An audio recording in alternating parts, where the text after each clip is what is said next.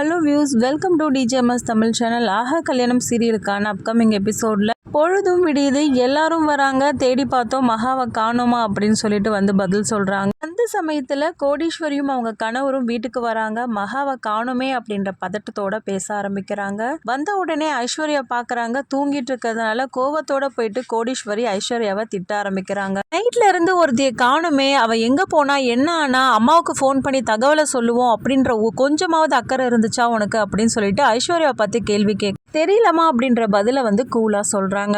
தன்னோட பொண்ணை காணுமே அப்படின்ற ஆதங்கத்துல பல கேள்விகளை எல்லார் முன்னாடியும் முன்வைக்கிறாங்க.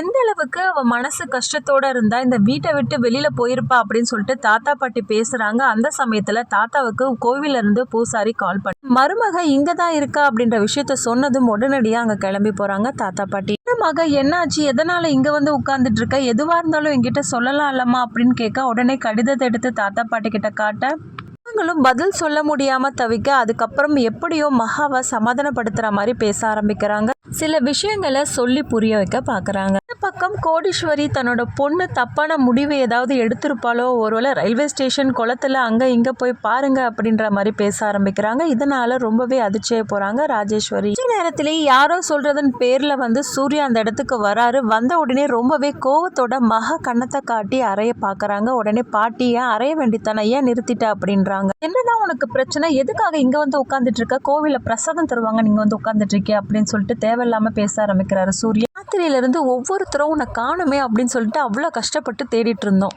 என்னன்னா இங்க கூலா வந்து உட்கார்ந்துட்டு இருக்க அப்படின்றாரு.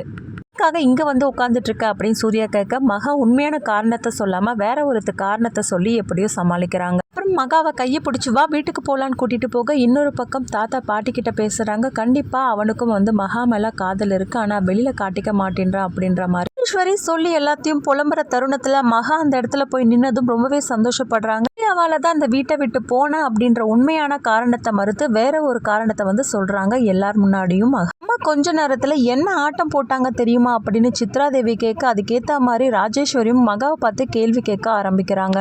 இவ்வளோ விஷயங்களை அம்மா கேட்டாங்களா அப்படின்ற கோவத்தோட அவங்க அம்மாவை திட்ட ஆரம்பிக்கிறாங்க. மகா அது மட்டும் இல்லாமல் எங்களோட குடும்ப விஷயத்தில் தலையிடுறதுக்கு நீங்கள் யாருமா அப்படின்னு கேட்டதும் எல்லாருமே ரொம்பவே அதிர்ச்சியாகி போய் நிற்கிறாங்க.